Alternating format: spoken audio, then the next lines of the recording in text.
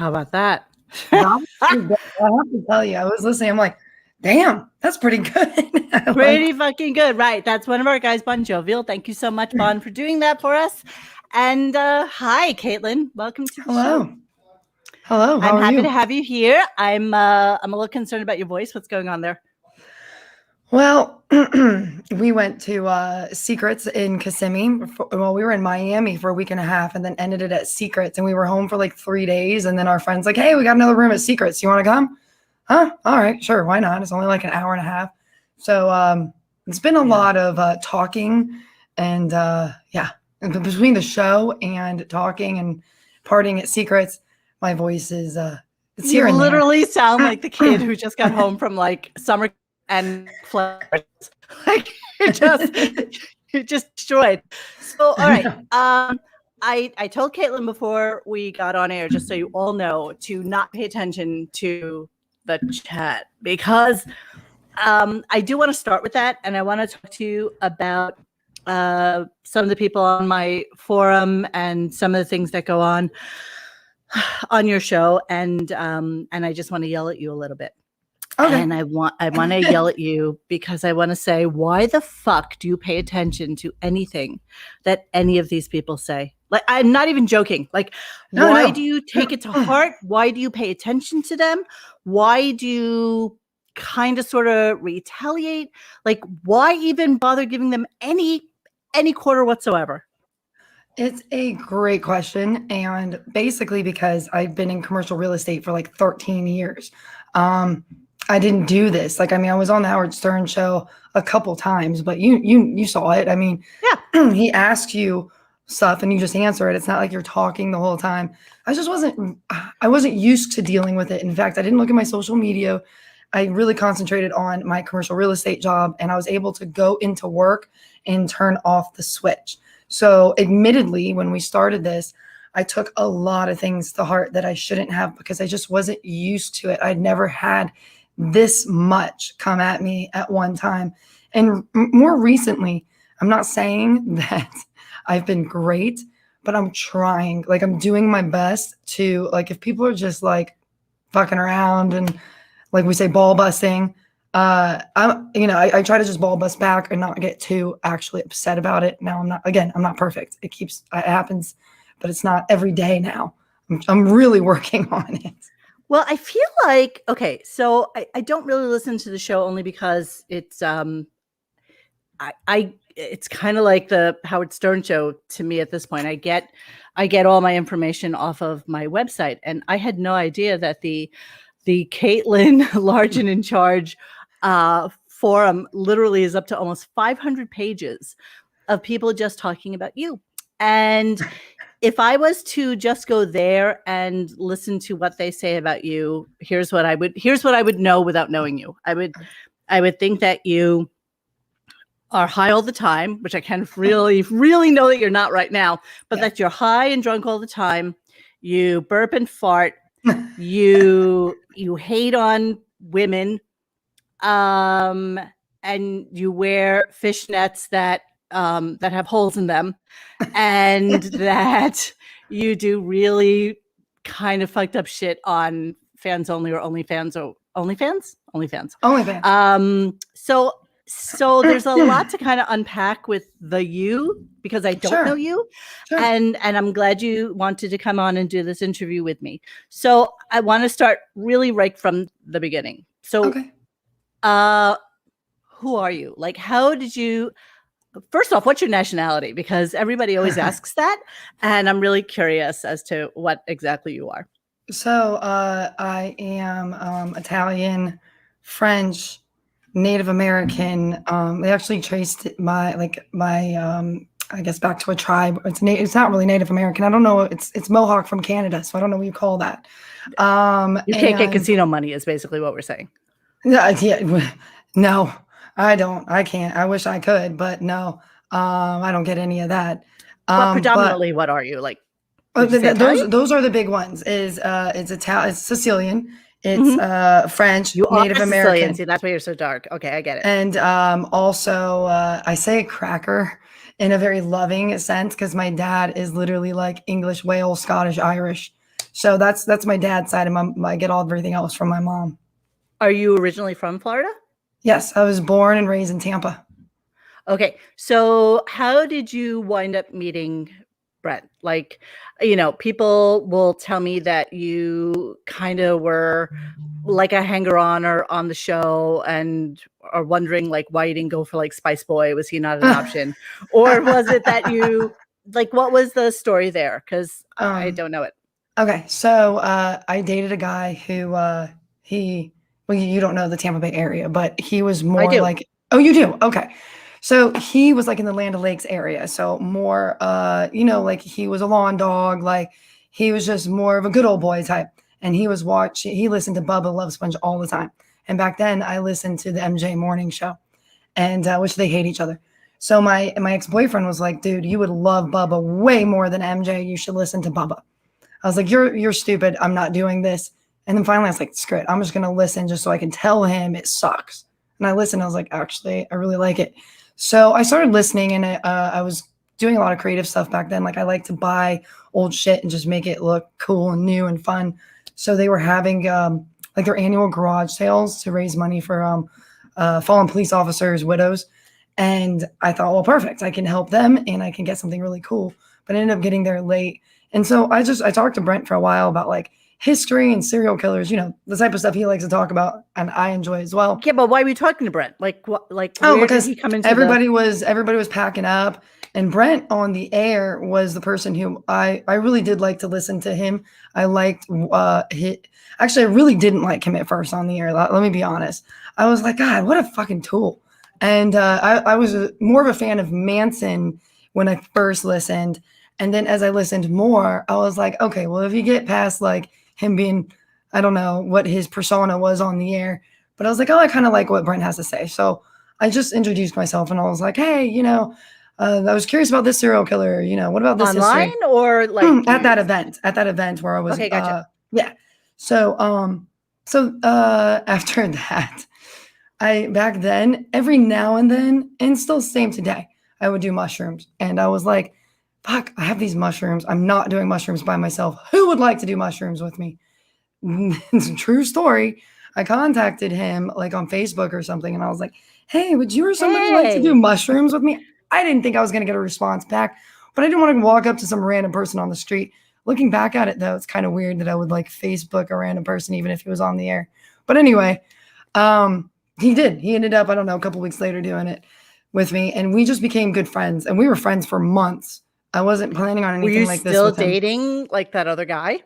No, I had broken up with him way prior to that. He was a bit, he never laid his hands on me, but he was a bit verbally abusive, and come to find out he was doing oxys. I didn't know, I'd never done pills, so I didn't know what to look for with somebody who on oxy. So I kind of signs. Yeah. I just knew that his behavior was getting really erratic and like crazier. And so I basically took our puppy and my good jewelry and I left, and he literally kicked in my door and stood in front of my car. So that's a whole different story. But yeah. Anyways, I dumped his ass. And it had been months since I'd been with him, but we were just friends for a long time. I wasn't expecting anything like that. I didn't want that life. I'd always said, I don't know why, but I remember thinking about like celebrities and stuff. And I'm like, it seems like a lot. Like, I don't really want that life, but we became friends and got close. And then we ended up dating months later. So you were in commercial real estate. You had a career. You had and you actually took that with you to New York. Yeah. Correct. Yep. Yes. Okay. So was it a weird thing to have, so you obviously with Brent before he got the Stern Show gig, yeah? Yes. Mm-hmm. So when you guys moved to New York, was the idea that you would stay in real estate and he would be on the show, or did you have any thoughts that you would potentially be a part of the show once Howard found out that you guys were like swingers? No. Okay. Because that's such a lore, like that's such a thing for Howard, obviously. Yeah. So actually, before we went to New York, we went to LA for a year. So when Brent left Bubba's show, he's the type of person, he has to be working. Like, he freaks out. And I'm the type of person of, we're going to figure it out. Like, let's not rush into anything crazy. We're going to figure it out. We'll figure it out. Well, he contacted Neil Strauss. And Neil Strauss was looking for somebody to work in his office. It's something completely different. It doesn't have to do with books. It doesn't have to do with radio. Nothing. It was just like a business. And I actually had to teach Brent. I'm like, listen, it's way different going into an office, like an actual business, than A 9 to going into a 5 -ish radio thing. show. So Yeah. I had to like kind of help him out with that a little bit. But when we left Tampa St. Pete and moved to LA, I had no idea if Brent was going to be on the air again. And Were you married at the time yet, or no? No, we Okay. didn't. We ended up, we couldn't afford to get married for years after that. But I wasn't sure if he'd be on the air again, and I was okay with that because I got to know him as the person and not like the personality on the show, and I really cared about him. So, So you did a random move with a guy. How long were you dating him at this point? 1 year. That was Okay, it, so you 1 did year. a random move with this guy who didn't really have a job, but was going to work at some, which I think Neil Strauss is a little bit cultish, but okay. And moved to LA. Just pack up and leave. Yeah. That's it. Yeah. Yep. So yeah, that was nuts. I guess I figured worst case scenario, I could always come back. Always. And then I think he worked for Neil for like maybe just 2 months before Mary Lou Henner, the people who were doing her show, asked him to work on her show. And then we moved, we were only in LA for a year, and we moved to New York. And when we got to, I never wanted to be on the air. When we were with Bubba, or not we, when Brent was with Bubba, I was like, I don't want to be on the air. I was in studio a couple times, but I wasn't on the air. I just had the headphones on. It wasn't something I wanted to do. You know, I really wanted to be a back end. Like I wanted to be like a manager type, or do like any type of producing or something on the back end. I didn't want to be in front of the camera. It kind of makes me a little bit nervous, to be honest. It's not really my thing. So how do you go from that comment to putting a dildo on the shower glass door and taking it in your ass or wherever? So, I don't even know what part it went into. It did not go in my ass, but what yeah. trajectory? Like what the fuck is that trajectory like? Like how does that happen? So there was a lot of years in between that. There was a lot of in between. Yeah. So I'm going to come back. So, Let me swing okay, back. okay. So before you met Brent, or as you met Brent, or during Brent, were you already into swinging, or was that something that wasn't really an option for you?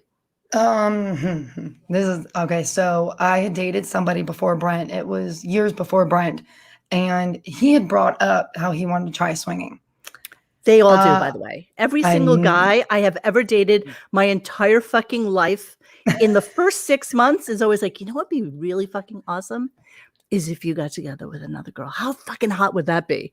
I'm like, for who? For you, or for me, or for her? Like, who's this hot for? This guy was straight up like, I want a full swap. So basically, I found out, which is probably obvious to everybody else, but I realized very quickly that it had nothing to do with us like swinging and enjoying it together, or like he didn't give a shit about whether I was enjoying it or anything like that. He just wanted to have sex with like any chick that basically that walks. And I mean, so you said okay to it when he said, hey, how about we try swinging? And you said okay. Not immediately. Eventually, like I was young back then and not very secure or confident, and he was a pretty good looking guy. So I figured, like, I can't remember if it was on his computer or his phone or both.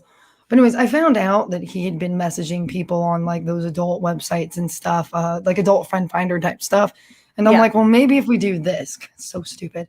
Maybe if we do this, then that'll get his deal out of the way. But like I said, come to find out, we went there to the swingers club a few times, and every time it was all about him and having sex, and like it really didn't matter. And I would actually, every time we would go back into a room with a couple, I would say, I have to pee, but I'd grab all my clothes and I would leave and I'd walk out, and then I would change and just go to the bar because I was not feeling it. So when I met Brent, hearing about his swinging on the air, I was like, listen, if you want to date me, I am not swinging. Like, I'm not doing it. I've been there. I've done that. He was an asshole.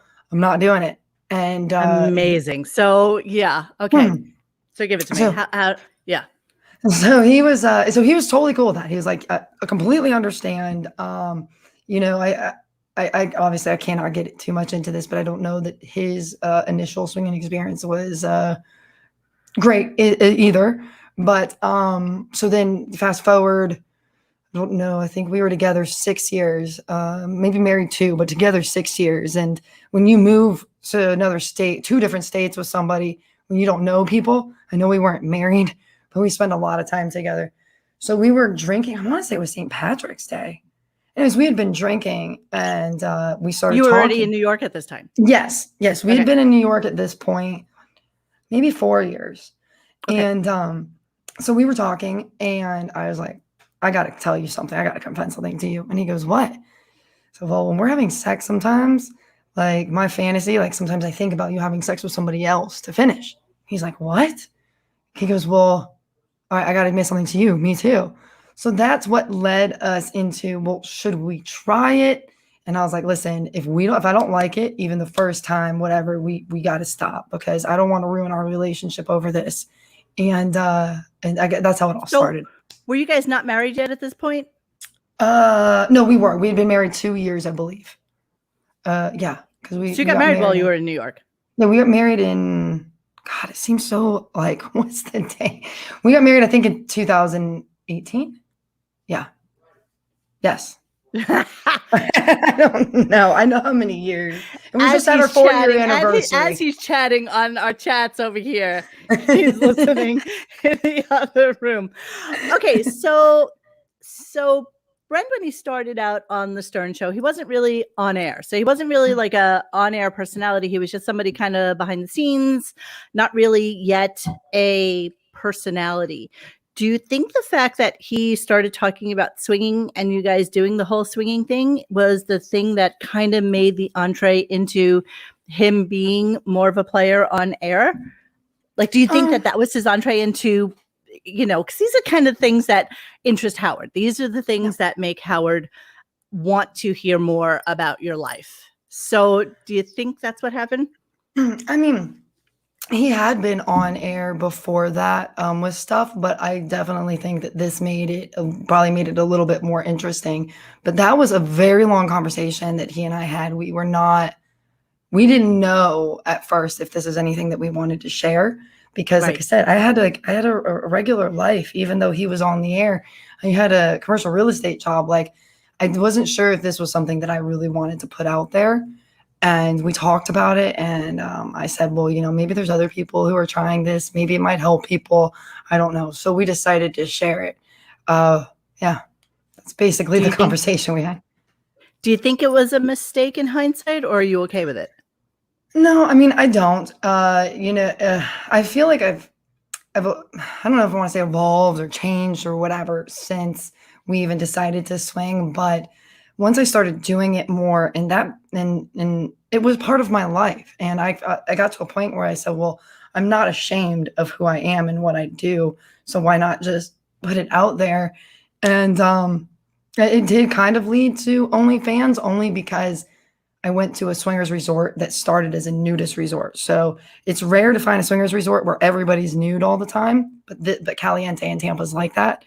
And I walked around just seeing everybody naked. And I was like, small girls, big girls, in between girls, they were all beautiful and different in their own way. And it made me so confident in my body.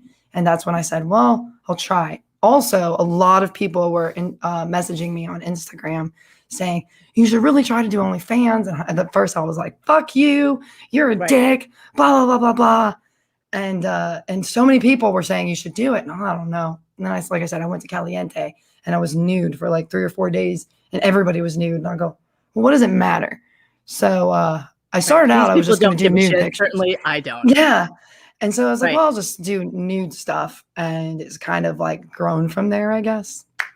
So how does your family feel about this kind of notoriety? Like is Brent a part of your family model? I mean, are you guys like, what do your parents think about this? So my parents, no. My dad is pretty conservative, and he's just like, I don't want to hear about it. I just don't want to know. I just don't want to talk about it. I'm like, fair enough.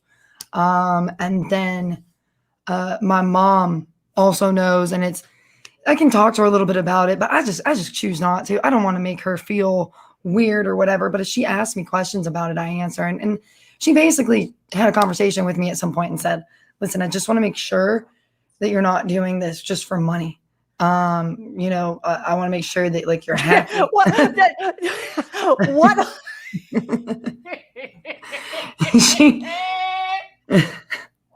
No, you have to really love your craft. There's no reason to do this for money whatsoever. I said to her, I was like, well, I mean, yeah, I make good money, but it has nothing to do with that.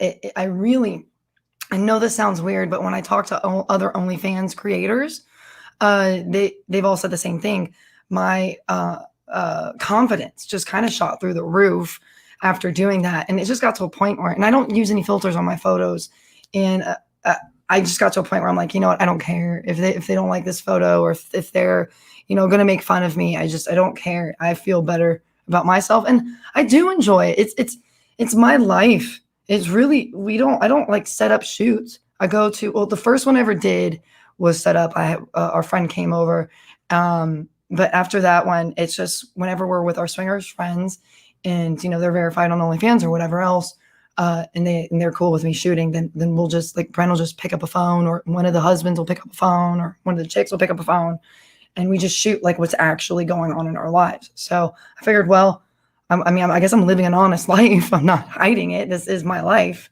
I agree. And I want to come back to the OnlyFans thing and get into that a little bit more depth. So walk me through a typical day in the Hatley household, because as I say, the things I know about you, people say, you guys basically don't wake up until noon, you eat a lot of junk food. Like, do you cook? Do you watch TV? Like, do you have friends? Like, I mean, real friends, not just swinger couples that you meet, like legit, girlfriends that you hang out with. Do you even like girls? Not like in a sexual way, but like, do you have girlfriends? Like, do you have like really good besties that you can like pick up the phone and text and say, hey, what's going on? I have one. The thing about it, and a lot of people don't understand this, but since I was a kid, I've always just been a tomboy. Like when I was in daycare, I remember, probably not daycare, like elementary school, like boys were playing like football, and the girls were playing with Barbies, and I always played with the boys. And from a kid, I was just relentlessly fucked with by chicks. And I'm not saying, that all women are bad or anything like that at all, but it's always been like that in my life. And I'm generally in person, I'm a nice person. And I know I get over the top, but when you're reading comments, it's harder than when you're in person. And I take things the wrong way. I completely admit it. But I'm not opposed to having girlfriends. And now I have a few, but if we're talking about like a vanilla friend I've had since college, she actually comes over once a month. And she lives like an hour and a half from here. So she'll stay like a day and a night. And Brent sleeps on the couch, and we have a king size bed. She sleeps on one side, I sleep on the other. She's usually in bed by 9 or 10. She has 2 small boys. So yeah, I keep in touch with them. But a lot of the women my age have kids, which is this lady I was just talking about, this friend. They have children, so it's kind of hard to schedule too much stuff. Yeah, totally. Most of my closest friends, because I have no children, so most of my closest friends are men or gay men, or I have 2 really close girlfriends, but both of them have no children. And so I get along with them better because I don't have to talk about fucking kids all day, because I don't want to talk about kids all day.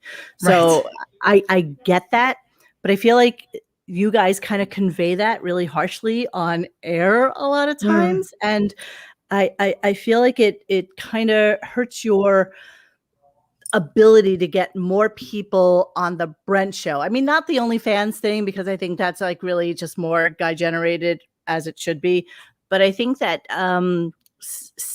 in some way or fashion, you not having the dragon skin that you need to be this person that you are, definitely affects your ability to have a bigger following. Yeah. Well, Do you agree? And with women and stuff, I'm not.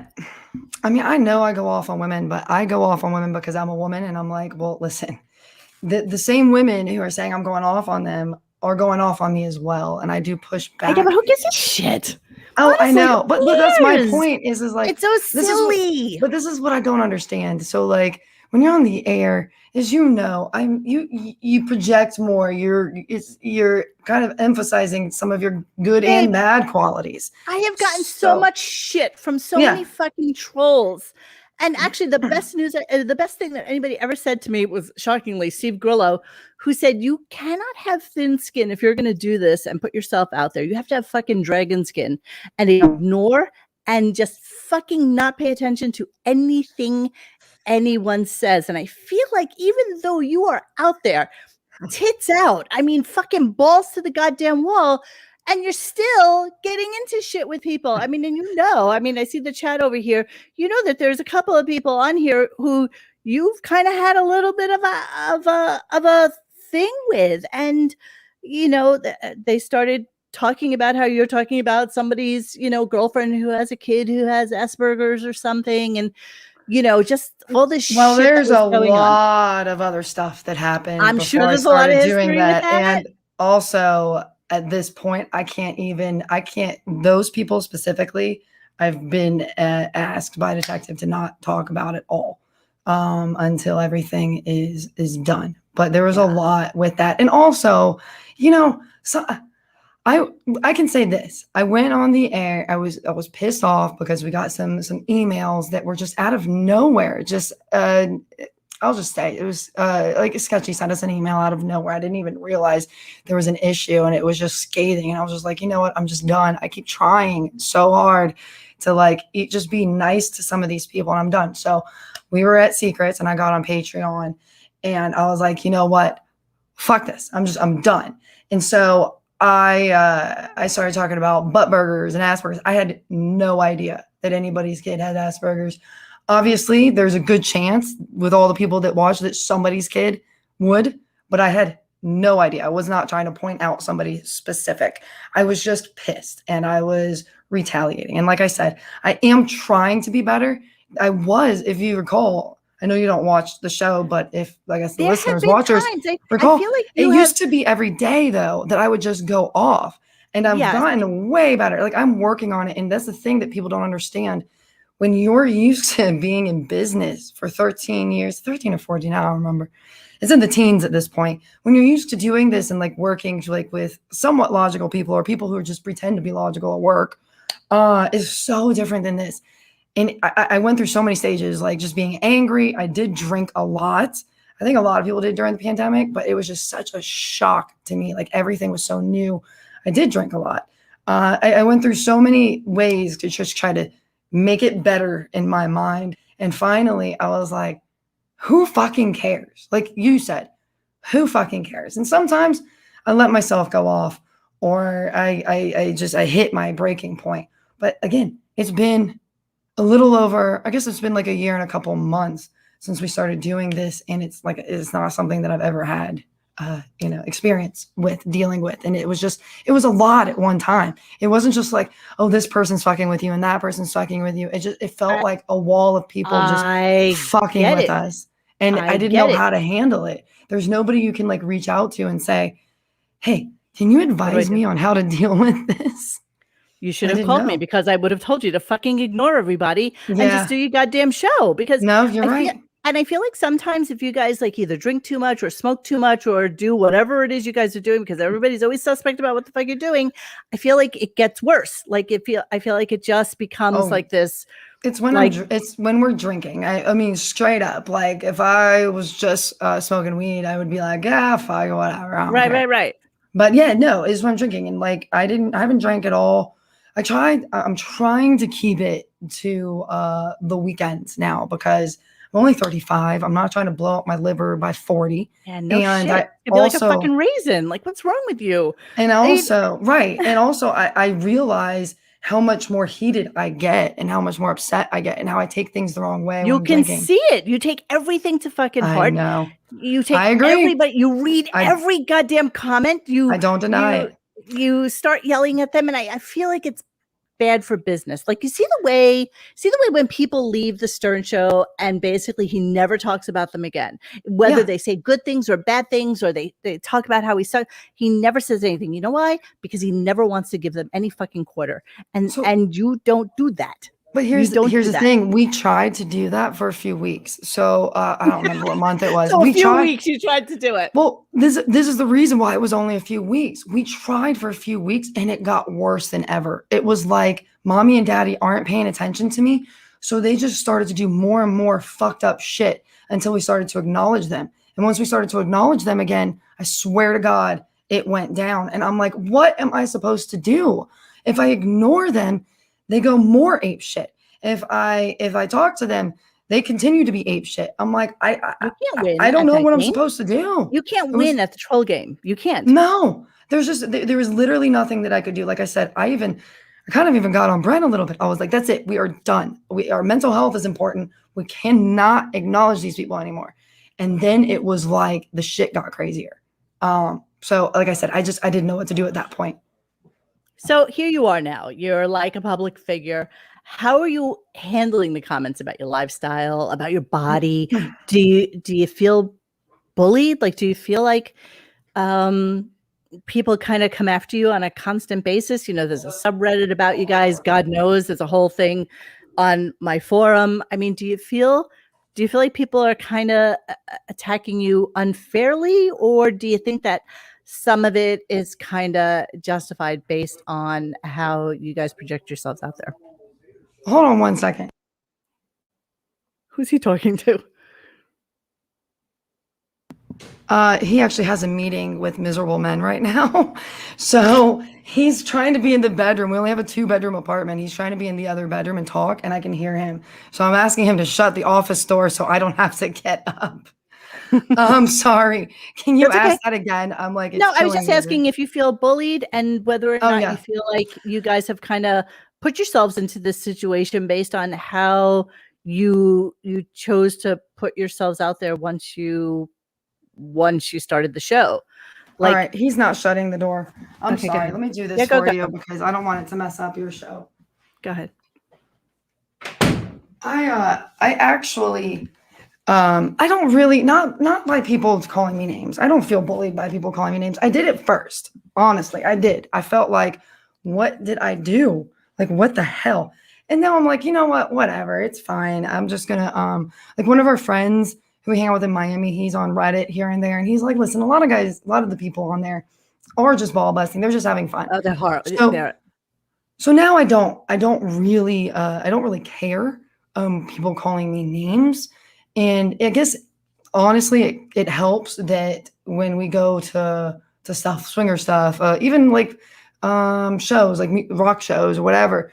Yeah. It helps because I'm weird with compliments anyway. I get kind of embarrassed and I change the subject, but people do compliment me a lot. So I'm like, well, whatever. The people I'm hanging out with and stuff, they like the way I look. My husband likes the way I look. So I don't care. I don't feel bullied by that. This is the only part that I just wish it wouldn't get to is people like threatening violence towards me.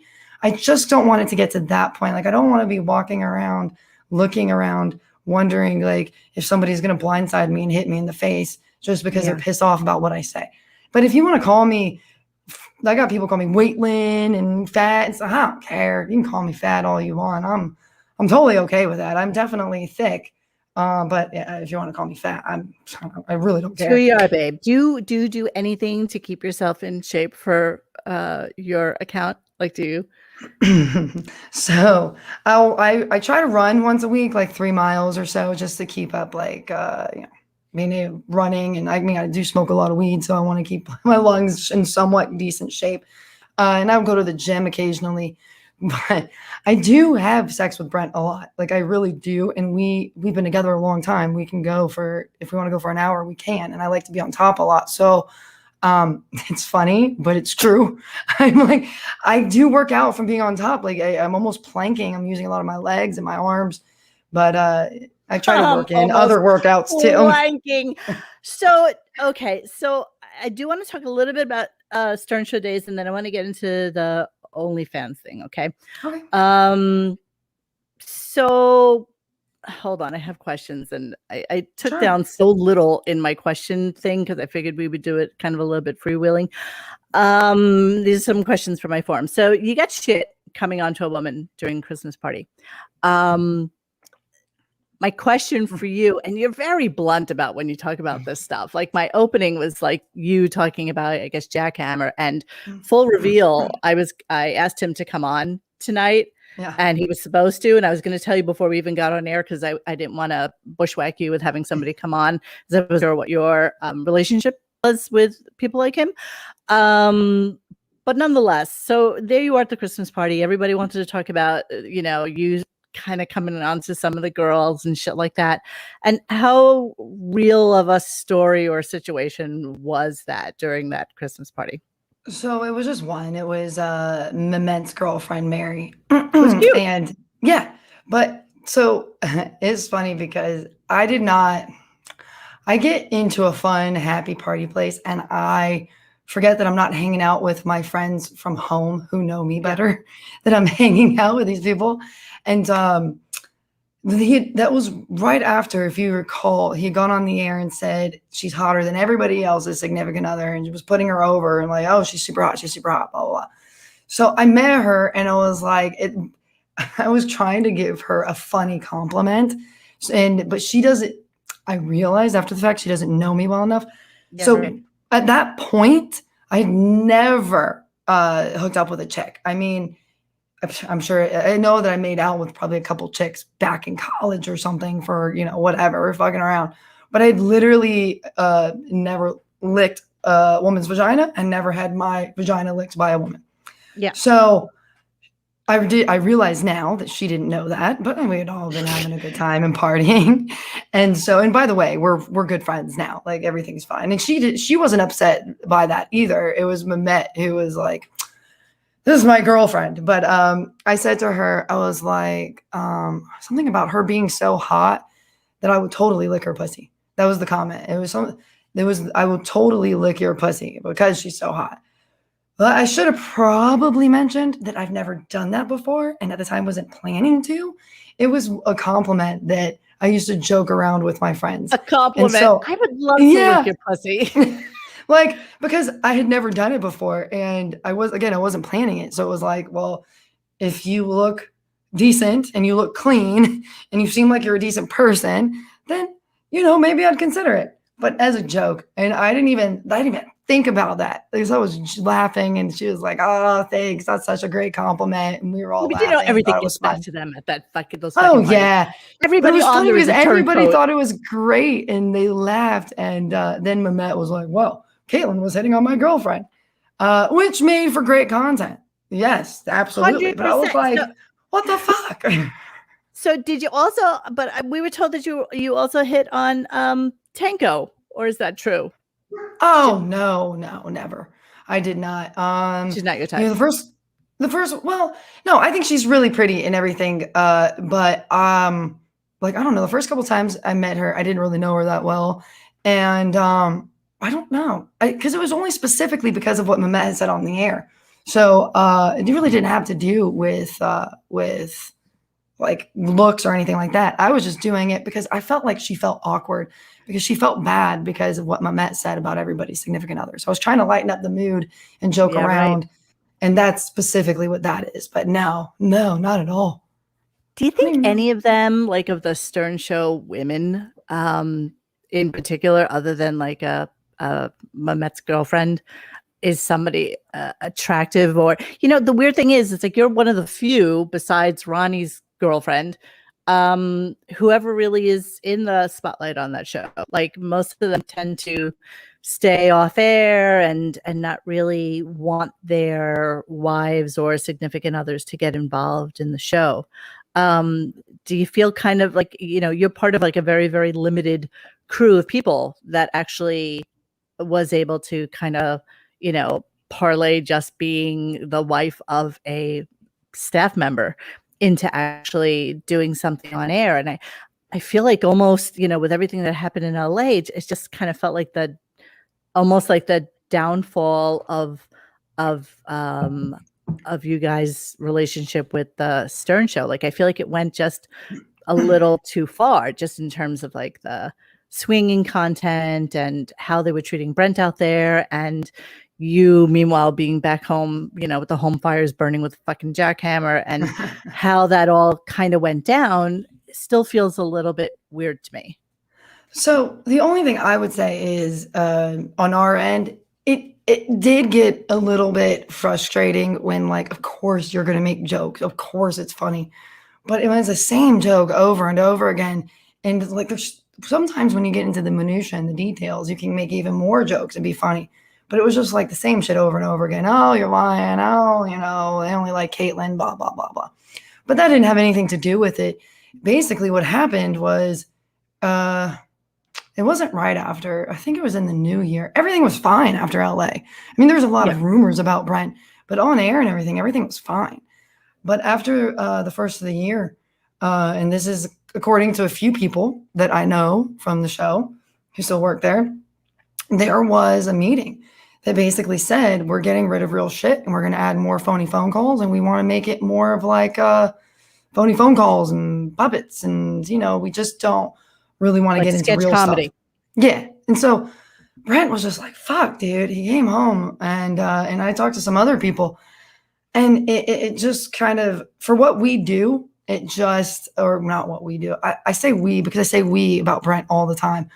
What he does, I'm not in this. I just did it. I'm just doing it now with him. But what he does, that's not what he does, like calling up as the Hulk or whatever else.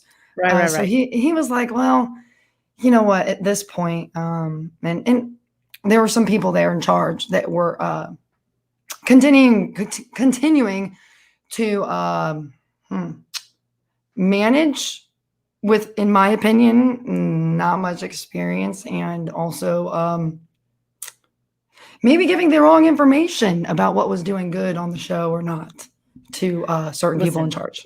You know what? It was just too much Howard drama and bullshit. Like a boy in a plastic bubble. He's only told what they want him to hear. It's kind of a bizarre thing to me. Like, even the Twitter is blocked now completely. Like, you can't make comments, you can't do anything unless they follow you. You can't comment. I know. That's right. So, what do you think happened? So there's a difference between like telling something something that they want to hear, and having a meeting saying, hey, this bit did really good. Well, when I say bit, segment, whatever, this did really good, way better than anything else. But then when they go to him, they say, oh no, the celebrity interviews are the best. And when you look at the statistics that everybody gets, the celebrity interviews in this particular case, I cannot say every other month, but in this particular case, the celebrity interviews were here and the staff stuff was here. And they told him it was like this. So, and there's no access because to they never really talk about, like, how many people are listening and but how do they manage that? I mean, there has to be some sort of metrics by which they, charge advertisers and stuff like that. Yet they love to say that, it's the interviews. That's the thing that is the best thing that he does. And so they push that. But meanwhile, it's the same 20 people. Well, don't take my word on it. But I believe it's through reaction. So they don't care if it's positive or negative. They're looking for people who react on social media. There's also phone calls. So like there's a whole log of people calling, and you can tell what they're calling about. I think it goes from phone calls and then maybe other stuff, but I think they do a lot of phone call stuff because there's a ton of calls, obviously, that come into the Stern Show. So they measure some of the topics there too. There could be more. I'm just not sure. So I just thought it was kind of interesting that there's only a couple people who have access to them. And then when they give them, literally the wrong statistics. But they choose to. But you know what? Everything stems from the top. I mean, I know nothing about like the Marcy person or any of those people that are there, but my feeling is that everything stems from I love the eye roll. Everything stems from, people that actually aren't paid by Sirius, but are paid by 112 Productions and are in charge of pretty much everything that goes on that show. So they keep him in a little bubble, and they keep their talent happy. So this is my opinion. This is Total totally my opinion. opinion. Yes. I think, and I try not to use her name that much, but I'm just going to go ahead. I think that Marcy is hired to make Howard's life better. If that means being around more celebrities, making sure that Howard or nobody on the show offends more celebrities, if that means whatever the case may be, she's not there to make the show better. She's there to make Howard's life better. So that's usually not going to make the show better. Of course. And she has a lot of pull with everything. She's the top dog. And so what she says goes. Yeah. And you know what? And at some point, we had done a review of what we call the Pelican Brief, which was that thing that he did, which I'm sure you saw. I didn't even know he was called a pelican till like a year ago. Oh my God, always.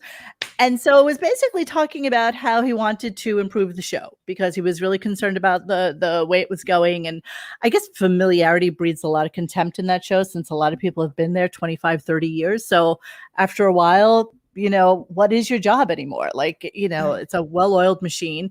Most of the people that are on there, besides like a Brent and very, very few others, had ever had any other job other than being on the show. So all they know is that world. All they know is the Howard world and the way to do things. And I think at some point when people start coming in dressed in like, Adidas sweatshirts and ripped jeans and shit like that, part of him says, fuck, why are we still like this? When I go on other people's shows and I see so many other people looking amazing and professional and stuff like that.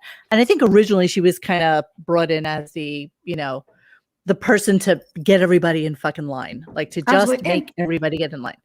I'll add on to that. I think at this point in Howard's life too, I mean, I guess, he should be, I guess, allowed to be happy. So if bringing her into his life and SiriusXM wants to pay him this much to do this show, it's his decision. And like I said, if she's making him happy at this point, he's probably earned it. He won. He makes $90 million a year. He fucking won. I mean, that's just the bottom line. Sure. Do you think that the people there, the ones that and the ones that you're aware, do you think that they're happy, or do you think that it's a point where it's like, God, I've been here so fucking long, I don't even know what else I would do it myself? I think a lot of people are nervous and don't know what to do after this, because if radio's always been your thing, radio is not a thing right now. I mean, if you can get a podcast, or if you can, do what you're doing, and we make some money off of Twitch. I guess you could do that, but it's near impossible to get a radio gig. I mean, iHeart is like the McDonald's of radio right now. They're making everything automatic. They're taking away as many real people as possible. So there's just not a job. They only need one person for 50 fucking markets. Yeah, and it's crazy because if you're in Michigan or Wisconsin, what the hell do you care about what's going on in Tampa or Miami? You don't give a rat's ass. It doesn't make sense. Yeah, it's just very evergreen radio. You don't have to talk about anything that's local, and you just play more, fucking music. Little people, whatever the fuck they play these days. I don't even really even know. There was one other, my last like real stern thing. You were at a party at Ronnie's house, and there was like that weird thing that happened with one of Ronnie's friends. Can you tell us like that story and what actually happened that day? Yeah, so I don't know. It was this thing that sucks. It was a really fun, cool party. Like it sucks that like the last 5 minutes of it is like the entire party, right? But we were there, and I don't know. We were all having a good time. I didn't know that this guy had been taking his phone and taking pictures under Mary's skirt at the party. Mamet's girlfriend. Again with Mary. I didn't know. I didn't know that he was doing that, and I don't know. He had kind of been I think like maybe one time he had said something where it came off kind of flirty, but I didn't think anything of it because everybody's been drinking. I don't hold people to it. So we literally had just ordered an Uber. They were like 5 or 10 minutes away. I told Brent, I was like, I gotta pee real quick. So Ronnie has a bathroom. I guess it's a basement. And you go down. So I guess in that area. And so there was somebody in it. I didn't know who was in it. So I waited. And the guy came out and he was like, hey, blah, blah, how are you? And I'm like, well, we're leaving. I got to pee. Let me go pee. He's like, no, come in the bathroom with me. I'm like, no, I got to go. So I'm trying to walk in the bathroom and I wouldn't say yanked me in, but he grabbed my arm and pulled me in and then shut the door. And I was not like, because I feel like I could have handled myself, or I could have yelled or screamed or kicked him, but it was a very small space. It was like a very tiny, I want to say it was a half bath actually, but it was a tiny space, right? Yeah. So he's like in front of the door and I'm here and I'm like walking this way in like the tiniest circle ever. And he's following me and he thinks it's hilarious. I'm just trying to get away from him and get to the door. And at that moment, before I could do anything, I mean, we're talking maybe 3 to 5 seconds before I could do anything. Brent can tell, like he can hear me talking to him, like, dude, get the fuck out of the way. And he goes, what the fuck is going on in here? And I think he kicked in the door. And the guy was like, oh, I'm sorry. She told me she was married. This is my bad. And he literally ran out and up the steps. And I didn't see him again because our Uber was there. And it's funny because people are like, oh no, Katelyn wanted to have sex with him in the bathroom and blah, blah. I'm like, we literally had just gotten an Uber. Like, everybody was thinking you guys went in there to do blow. Yeah. I mean, that's what. Oh, no, hell no. Okay. First off, other than weed, even with mushrooms, man, I'm not doing shit out of New York. Anything. I don't give a fuck what it is other than weed because I don't know those people. There's so many cases of fentanyl. Like, I don't want to touch that shit. I've heard about this cop who got fentanyl on his arm and it was so bad, it killed him, like just by touching it. And that shit they put in coke. I don't know why they're trying to kill the people they sell. Do you know how many police dogs have died because of sniffing fentanyl? Why the hell are dealers trying to kill off their clients? I do not know, but there's no fucking way I was going to be doing any of that shit. But we had literally just gotten an Uber. And imagine this. We lived in Jersey City. Ronnie lived like as far out as Queens as possible. Imagine doing coke and then sitting in an Uber car for 2 hours riding home. So no, we weren't doing any of that.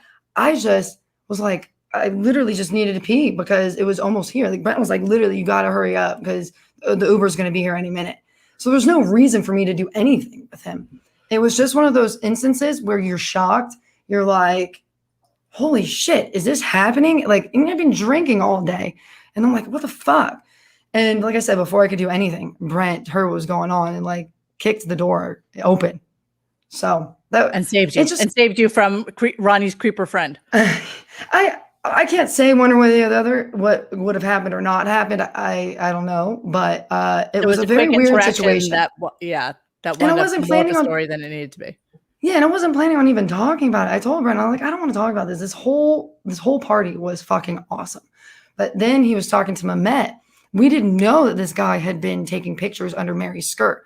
So Mehmet's pissed, and then Brent's like, oh shit, that same guy did this. And then of course somebody overheard it, and then it made it to the air. I did not want to ruin the awesome stories of his party with that. Right. But it did. Right. So how do you feel about Ronnie today? Because I feel like Ronnie talked a little bit of shit about Brent, like during the whole LA thing. Well, I always loved Ronnie. You can't help but love him. Like even when he called Brent a rat on the air and he was all pissed off at him, the way that they kind of made up was I saw Ronnie at the Christmas party. And I'm like, Ronnie, I love you. And he's like, okay, yeah, me too. You know, it's so hard to be mad at Ronnie. Like it is easy on the air to get pissed at him because he becomes so crazed on the air. Right. But in person, he's such a sweet guy. He's almost always smiling and having a good time. He just always looks like he's the life of the party. It's hard to not like the guy. So it's kind of like, so he's moving now, you know, he sold his house and he's moving to Vegas. And do you think that now with people moving around, and especially I'm firmly in the belief that Howard will never go back into the office in New York same. ever again. Like, I think don't he'll just either. stay in his fucking basement forever. Oh, But do you for sure. think that, when I had the interview with Brent, we were talking about how there's like 70 people on staff there, which is a fucking enormous amount of people for a show that's on 3 days a week. Do you think there's enough work for all of these people? Like, we always wonder about Mehmet. Like, what's he doing these days? Like, he's never on air. They never put him on. How much fucking content do you need for 3 hours of show a day? And I'm just wondering what your feelings are on kind of how that show dynamic works. So with Mehmet, I'm pretty sure from my understanding, he doesn't really want to be on air. Like, he likes writing and producing and stuff. And that's when eventually Howard retires or he leaves or whatever. He doesn't want to be a face on the air. It's not really. Mehmet will have a future. Mehmet will have a future. Yeah. I mean, but there are people there who I can't even imagine what they would do when they leave. Sure. So agreed. Well, the thing is too, there is a lot of work being done. There's a lot of shit being written and produced. There are people going out on the street and getting stuff. There's people who are living their life, but they don't use any of it. They tell them that they want to go out and they want to create all this content. So what happens is they spend hours, and I know they all work hard. They spend hours working on all this stuff for Howard to do, 30 minutes of The Bachelor, and then have 30 minutes of a call-in, and then have an hour of a guest. So basically, it seems like a lot of spinning of wheels. If you knew some of the good shit, the content that you never got to hear, that never made it to the air, there's like 6 layers of people in between that who can X-nay it, and it's all about, in my opinion, I don't know this for a fact, but it's all about like making sure, like kind of, I think, protecting Howard and just making sure that he doesn't say anything bad about anybody. And I think he wants to probably eventually end his career where he's on good notes with everybody in Hollywood, everybody in general. And it's more of like everybody loves him. A poppy. It's not so much shock anymore. It's more, like fun, fluffy and bullshit. And stuff. Yeah, it's not fun, but they still are asked to create all this fun, shocking content. It's just not used. I just feel like it's a colossal waste of people's time, effort, and fucking money to have such a large staff and have none of it come to fruition. It's just amazing to me. All right, so let's talk about OnlyFans. Let's talk about you and your sex and all this stuff, because I'm really genuinely curious about how you do this. Like, are you ever concerned about STDs? So, yes. What on OnlyFans, what people do is they have they get tested. We get tested constantly, and I only hook up with people like there's very few people that I have sex with without a condom. Okay. And those people, we have constant STD checks. You can even upload them to a site where you can check people's STDs and all that. So yeah, of course. But also, it seems like I'm having sex with more people without a condom than I actually am. It's literally 3. So, I mean, I'm not saying that it's not going to change. I'm definitely not saying it's not going to change, but it's kind of like with porn, you are constantly getting checked and constantly showing your, the check to the person that you're hooking up with. But if you're at like a Calientes or something like that, and you decide you want to fuck somebody or do something, where's the check there? Condom. I use a lot. I do. Yeah.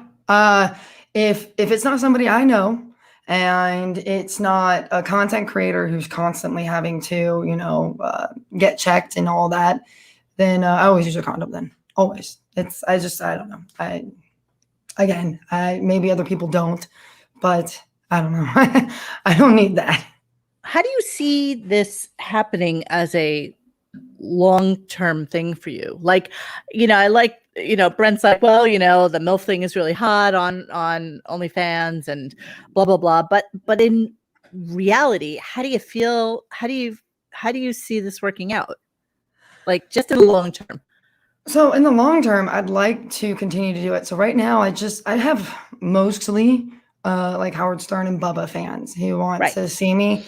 And but eventually, like I'm trying to get with more content creators who have actual just OnlyFans fans, not radio fans, and try to get some of those as well. I do want to make this a little bit bigger of a business and a bigger of a thing because, like I said, I do enjoy my life and I'm not ashamed of it. And it's basically just my life being put on OnlyFans. And honestly, if I could do that and not do the Twitch show and all that, I would much, much prefer it because I'm sure there's plenty of people who are jerks on OnlyFans who probably, go and talk shit about me and whatever. But the messages themselves are mostly really nice. And some of these, there's one guy I talked to on there who's just very down. He's just really sad. And I try like every Monday to say, what good thing happened to you this week? Because if I ask him, can you tell me? He'd be like, no. Or did anything good happen? No. And I like that connection with people. I like that I might be helping somebody, even if it's just through the chat. And I like that, that they enjoy it and it's mostly good comments. So then why don't you do that more and not the Brent show? Well, that's what I'm working on. That's what I want to do. That's what I want to do, but I can't leave Brent hanging. That's why I'm not on camera. I don't, I did my hair and makeup, did my hair. I just literally 5 minutes and scrunch it. But I did put on makeup and stuff. We're going to come back to your hair because okay. I literally have like 17 fucking people who have comments for some inexplicable reason about your hair. I don't know why, but we'll come back to that. All right, good. So yeah, I just sit behind it. The only thing I wanted to do was produce and manage. I never wanted to be in front of the camera. And we had a co-host when we first started the Twitch show. I remember that. And so when at first I was on camera, like for the first before he came on, is like a pre-thing. And he goes, there's no way you can keep Katelyn off camera. You've got to put her on camera. The co-host did. And I was like, fuck, all right. And that's how it started. And so I removed myself as much as possible. I'm on Fridays from camera. I just wanted to do and it's hard to read chat in context. That's why I would get so pissed at people. I'm trying to look at the camera and talk and look at Brent. And then I look down at chat and I see something that sounds really mean. And it was completely out of context. And you react to it, though. That's the crazy thing. I know. So, okay. So here's you saying at the beginning of our interview that you started out with the OnlyFans thing and you were just going to do pictures only. And you were just going to do like nudies and stuff like that. But do you see that fucking slippery slope of starting out doing pictures and now if you make it a bigger thing, like what's the Mendoza line? Like what line won't you cross within the confines of like an OnlyFans thing? So the line I won't cross is something I wouldn't do in real life. So everything I do is literally like my life. It's our swinger friends. It's actually like hanging out at these places. So if I wouldn't do something in real life, like I rarely ever do anal. Do I do anal? Sure. It is so rare though. So, I don't have, I think I put like a butt plug and stuff in my butt on OnlyFans. Let's bookmark this on June 9th of 2021. Yeah. I'm not saying that I wouldn't do anal one day because I do it occasionally in my private life, which there is no private life, but you have no private life, but if I wouldn't actually do it in person, then I'm not going to do it on OnlyFans. I try to keep OnlyFans real and just kind of be like my life. But is there anything that you save just for Brent? Is there anything I save just for Brent? Well, I've never pegged anybody else, but that's not something we do all the time. That's not something that we really do that much ever. But I've never pegged anybody else. So I guess that's one. So there's that. Yeah. I can't think of anything else. Okay. Do you think that do you think that you have like an addictive personality, and or do you think that you're addicted to sex? And No. is that what makes you do what you do? Nah, no. I used to be really worried about like am I an addicted person? I don't know. And I don't think at all that I'm an addictive person. Generally when I decide I'm going to stop something, like when I decided I was going to stop cigarettes, I just stopped cigarettes. It was fucking hard. Yeah. But so I don't think so at all. And with sex, I just enjoy it. Like we don't, and the thing too is, yes, these last couple weeks were kind of nuts, but generally speaking, we swing maybe once a month, and it's partying as well with our friends at a place. It's not as much as people think. And I'm not saying it's not going to go up, but I really enjoy my alone time with Brent, even though we have a ton. Um, I don't know. But I the really don't do it that much. OnlyFans is not a we, it's a you. You know what I mean? Like Yeah. it's you. It is What are you talking- 100% Oh yeah. you. Oh yeah. I'm And just talking so, about swinging. but do you feel like, it just being kind of you, and clearly, the OnlyFans is going to be something that probably makes money for you guys as a long-term thing with you as the brand. So all of a sudden it switches from being like a Brent centric kind of thing to a you above and beyond the swinging. Like Yeah. it's about you now. So how does that, and I don't fear because it's your life and you do it whatever the fuck you want, but I fear that, it's like there'll come a point where it's like, okay, what other fucking outrageous thing do I need to do now in order to keep people sated on my channel and to On keep paying OnlyFans for or this? on Twitch? On OnlyFans, I'm talking Okay. specifically because there's only certain things you could do on Twitch. I mean, you can't Yeah. really just, there's a line there. So I've actually talked to other content creators who have made this a long-term business and stuff. And I thought the same thing too that you said, but talking to these people, it's really just putting out more content. I met this one content creator last weekend, and she puts out like 20 to 40-minute videos, and with How often? in different situations once a week. And but she posts like pictures or something every day, but once a week she'll ask people to buy her video. So you can keep it going. It really just has to do with marketing and continuing to basically shoot different situations in different places and different guys and orgies. Like when I say orgies, I mean you can have like 2 chicks and 2 guys. So it's not that difficult. I just have to get more into the OnlyFans type people and probably less into radio type people, which I feel like, completely yes, appreciate it that they have subscribed and followed. But I don't want to lean primarily on the fact that I was on the Stern Show a couple times. right. And I want to actually, I don't take it for granted that I started off with a decent fan base on OnlyFans, because that's going to go away. That doesn't last forever. So I'm going to It start ebbs and actually. flows. So you need to, Yeah. it needs to be Yeah. more your thing as Katelyn, not wife of Brent, as I put No. you out there. And, Correct. and I actually felt bad doing that. And I was like, God, it makes it sound like she's not her own fucking person. It's But okay. I just felt like I needed to do that so people were sure about who you were. Is there a bucket list of like people or things you want to do or people you'd like to be with sexually? Like, is there, something that you might want to be doing more of? I know this is a really boring answer, but no. What I enjoy is just going with Brent to these things and just meeting new people, having a good time. A lot of it is just hanging out, having a couple of drinks and smoking.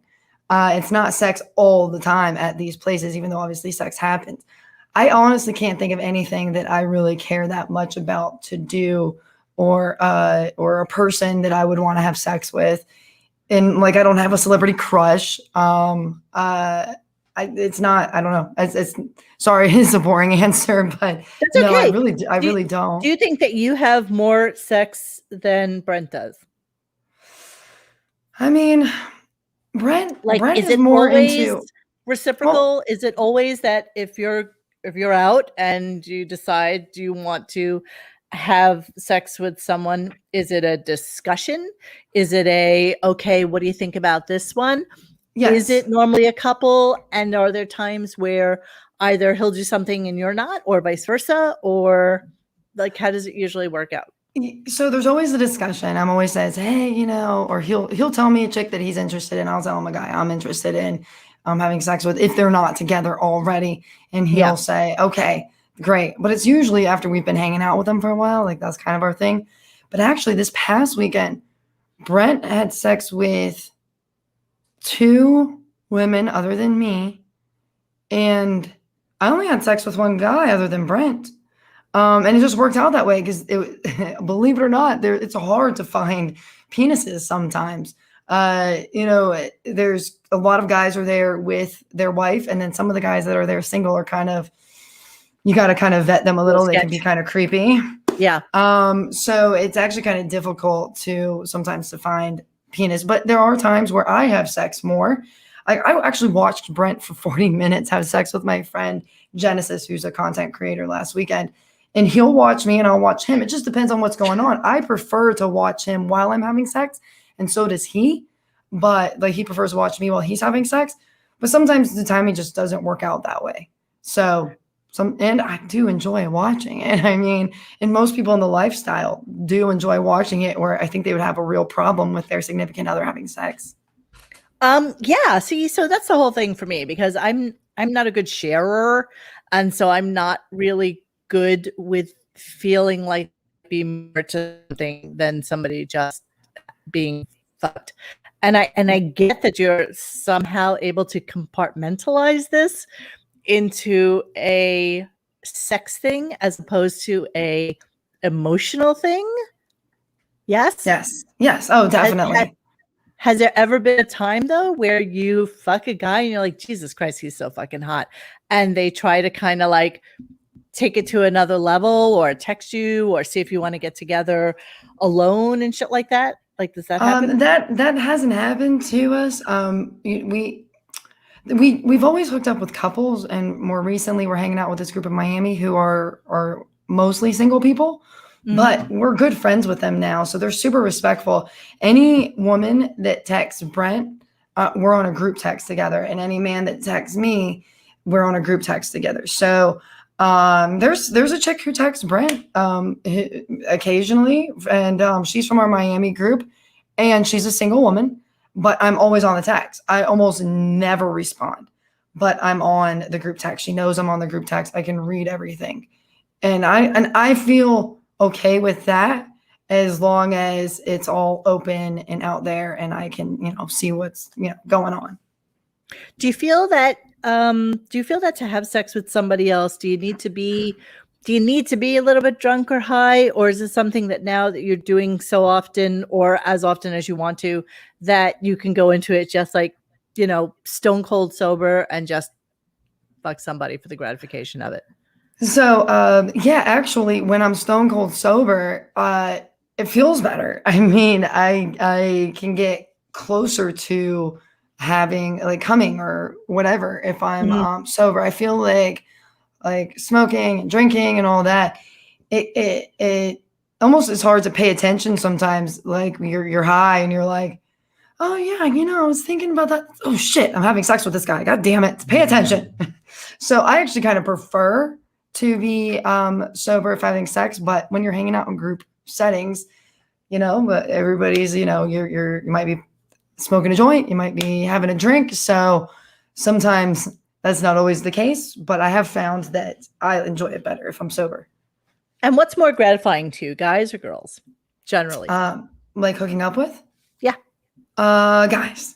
I'm very selective. I will hook up with women here and there, but I'm very selective, and I have to get to know them, because I couldn't, unless I can't explain. I mean, because people will probably be like, yeah, or it would sound over exaggerated, but I have had a lot of issues in the past, but straight up just women being mean to me. I mean, this is before Howard Stern or anything like that. So I always make sure that they're cool. Oh, I also had a chick who was like obsessed with Brent and treated me like shit. So Why do I you try think to be girls are mean to careful. you? I'm serious. Like, why do you think they're mean to you? Like, Um, what makes that happen? so I don't know in every case. I know in the case with this chick who like was fucking obsessed with Brent.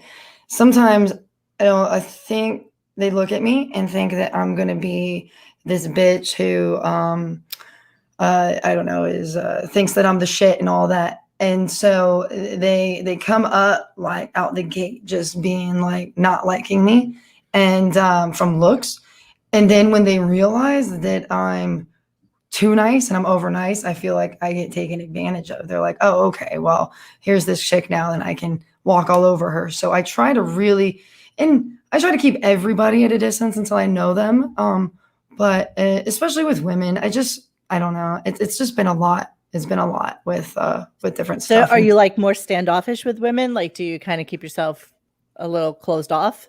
um, I'll talk and hang out, but I'll if you know me in person, I'm a huge talker. I don't know. I love to talk to people because I really do like people. But with some women, I kind of just even if it's only 5 minutes, just standing there, kind of absorbing who they are and how they say stuff and how bad they judge other people. Like if I'm Right. hanging out with somebody and they're like, "Oh my god, look at that chick," ugh, blah blah blah, and it's like they've done nothing to them. I'm like, okay, I don't know that I want to be around this person.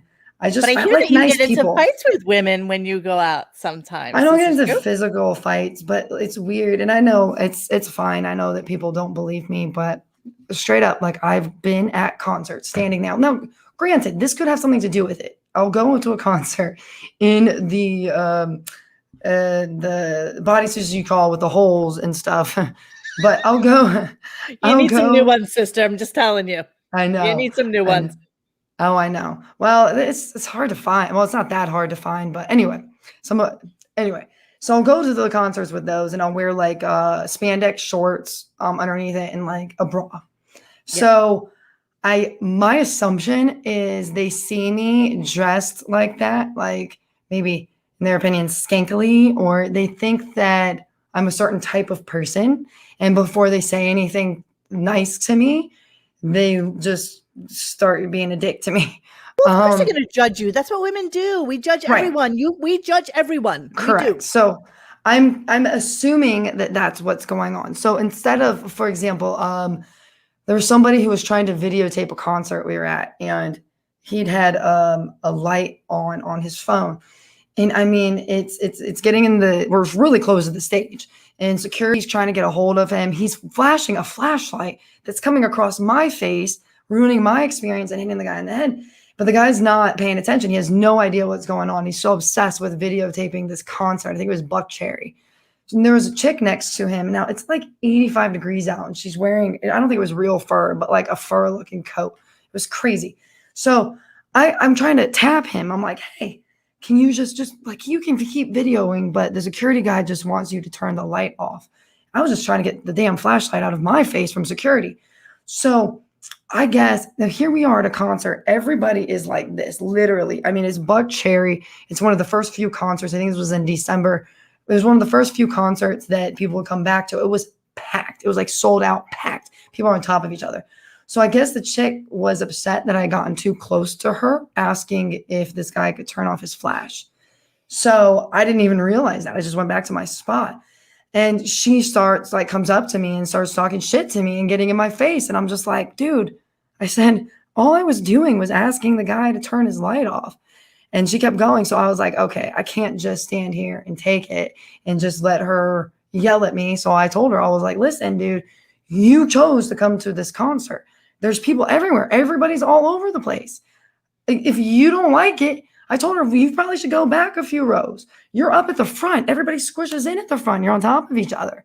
And eventually she did move back a few rows. But it's like, I just don't understand. It's really kind of weird how many people, oh, I got one for you. One more. We're in line to go Bank of America drive-through, and there's 2 drive-throughs. And there's one person in each drive-through. And this woman is mostly in the left, but kind of angling towards the right, like you're trying to be in 2 lines at the same time. She didn't pick a lane. Yeah. Right. So I'm like, okay, well, I'll just pick the right because she's more in the left. So as I'm going in there, she's trying to like cut in front of me real quick. And I honked my horn so that she wouldn't hit me. So I park it, or not park it, I'm sitting there. I didn't even see her coming until she was at my window. She parks her car, gets out of the car. I swear to God, she's wearing a fucking shower cap. And she comes over to me and she starts, "You fucking bitch, why did you honk your horn at me? Fuck you." She goes, "Your mother's a fucking whore." I was like, "I wish she was. She'd be cooler." People will shoot you. You know that, right? Like, people will fucking shoot you. I know. I'm like, dude, I didn't even do anything. So I don't know. I can't tell you what it is. I can only assume what it is. I can only assume. Okay, I can only assume. And let's go back to the concert thing. But I can only assume when you're dressed in like a fishnet and a bra and spandex shorts, you are there to be looked at. People are going to look at you. Yeah, and people are going to judge you, and people are going to. You are eliciting a reaction from people with everything that you do, whether it's on Brett's show or how you guys are in your personal lives. Sure. What you do is for reaction. And so how long can that model work for you guys? Like, I gotta believe that at some point you're just gonna be like, I am so sick of like fucking other people. Like, I'm just really wanting to kind of chill out and not do this shit anymore. If that happens, we'll stop. But I don't. So I don't. Could you go back to the real world though? Can you at this point go put that genie back in the fucking bottle and go, sell condos? I mean, like, seriously, like, how? Well, if you're talking about selling condos, you actually could do that because you could work for yourself. You could just get your license and work for yourself. But no, I do think hot right now. I would probably have to do something where I worked for myself. I mean, I'm not gonna pretend that commercial real estate would want me to come back when I had OnlyFans and all that. But I'm not. Listen, I'm not opposed to working in a restaurant, driving Uber. Like, none of that shit's below me or beneath me. I just want to enjoy my life with my husband, and I love the adventures that we go on together. Now, if those adventures get stale or old, then we'll always figure something out. But the thing that's always going to be a constant is we're going to be together. So if he's tired of swinging, if I'm tired of swinging, we've promised each other, then it ends right then and there. And I check in with him. I'm like, "Hey, you're still good with this, right?" And he's like, "Yeah, are you still good with it?" "Yeah, okay, cool." Because we've been through a lot. And I know that people don't understand that. But even just telling you about how I moved with him after a year, knowing him to LA and then New York, we have been through, I'm sorry, I didn't burp on purpose. I was trying to hold it in. We've just been through a lot together. We're best friends and we spent every second together. And do we argue sometimes because of that? Yeah. But it's also not like our model as far as going out and like the way I dress. I know that being in shock jock radio and stuff like that the shocking part. But aside from everything else, if I wasn't even doing any of this, I just enjoy going out, and I like the way my body looks right now. Am I going to like the way it looks in 5 years, 10 years? I don't know. So I go out there and I would do it. I would do it regardless. Yeah, I'd do it regardless, But I guess if anything, if we got tired of it, we just kind of put our heads together. We figured out everything so far. Like, we figured out how to move to LA and New York and stay together, even though, can you imagine not knowing that many people? The staff on Howard Stern knew Brent from the Bubba days, had hung out with him, met them. But apparently, we didn't know this till years later, Howard decided to tell the whole staff when Brent got hired that, "Oh, well, Brent Hatley's coming in, so he's going to show you what a real producer does." So, like, nobody wanted to hang out with them. They all felt threatened. Everyone's like, "Well, fuck you." Exactly. "You're coming in to take my job." So the first person who invited us to anything was Ronnie. And he'd had like a little party at his house, kind of like the last one we were just discussing, but it was years before. And then people started inviting us out and warming up to you guys. Yeah. Like they started. Is there anybody that you're still friends with from the show? Oh, and Steve Brandano, he was also one of the first who started inviting us out to concerts and stuff. Usually, what was the last question? Are you still friends with people on the show? Yeah, we are. I know that Brent texts back and forth with people. They really needed. I know. I was just about to say, I really need to do a better job of communicating with Chris Wilding because we were pretty close. We lived like really close, a few blocks from each other, basically in Jersey City. But it's one of those things, and this is what happens to me, honestly, sometimes when I leave an area, especially that many thousands of miles away. It's kind of almost like out of sight, out of mind, and it's not on purpose. It's just that everything in front of your face tends to take priority. And then the next thing you know, it's been months and you haven't talked to people. So to answer your question, I'm still friends with them, but I should communicate probably more. And I don't. But I don't really hear from them either. I think it's kind of one of those things. It's just life is happening and it just continues to go. Somebody's asking in the chat if Wilding and Ralph were ever an item. I tried to make them an item. I tried so hard. No, I mean, I remember we were coming back from Jason's one time in a party, and there wasn't enough people for me to fit in the seat. So I offered to sit. It was like an SUV. I offered to sit in like the back area, and I was back there going, damn it, Ralph and Chris, would you just fucking make out already? And I'd like to finger myself so you guys make it out. I had been drinking, but I was joking. I was joking, but kind of were, but kind of not. There you go. So, but no, they weren't. Even if Ralph went that way, if he does or doesn't. Oh my God, if he went that way, please stop it. But at the very least, I know for a fact that if he does, he also does like women. So, but I don't know that Chris would be. Chris likes him as a friend. I don't think that Chris would be into it. Yeah, I don't think Chris is Ralph's type, is what I think. Yeah. What's your thoughts on ever doing a real porn? Like, do you think that's something that's in your future? Like, would you do that? I don't think so. I mean, I would never say never to anything. I'm not going to say no right now. But with a real porn, I don't like the whole setup thing. I just like being able to pick, like, this is what's really going on. I pick up a camera.